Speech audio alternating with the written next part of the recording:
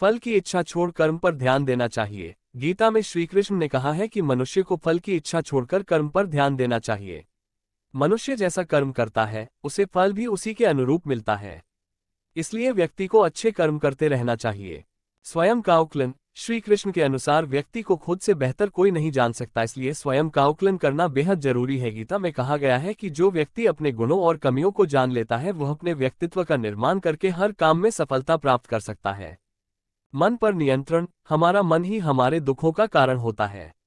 ऐसे में श्री कृष्ण ने गीता में कहा है कि जिस व्यक्ति ने अपने मन पर काबू पा लिया वह मन में पैदा होने वाली बेकार की चिंताओं और इच्छाओं से भी दूर रहता है। साथ ही व्यक्ति को अपने लक्ष्य को भी आसानी से प्राप्त कर लेता है। क्रोध पर काबू रखें। क्रोध में व्यक्ति नियंत्रण खो बैठता है और आवेश में आकर गलत कार्य कर देता है।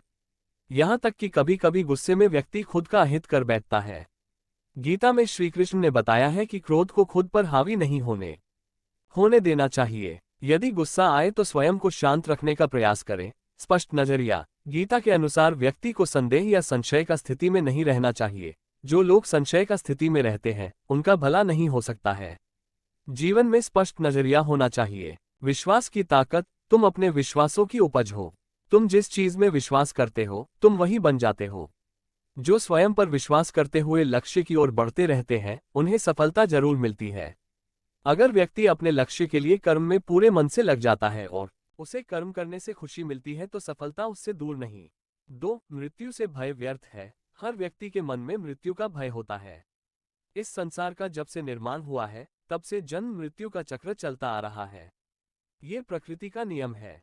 इस सत्य को स्वीकार करके भयमुक्त होकर आज में जीना चाहिए।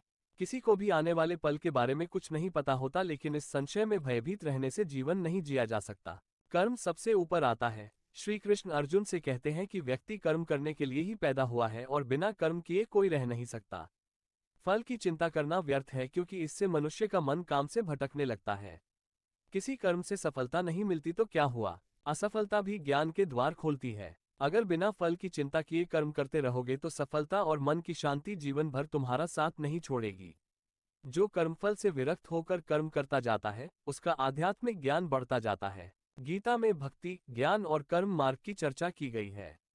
उसमें यम, नियम और धर्म कर्म के बारे में भी बताया गया है। गीता ही कहती है कि ब्रह्म, ईश्वर एक ही है। गीता को बार बार पढ़ेंगे तो आपके समक्ष इसके ज्ञान का रहस्य खुलता जाएगा। गीता के प्रत्येक शब्द पर एक अलग ग्रंथ लिखा जा सकता है।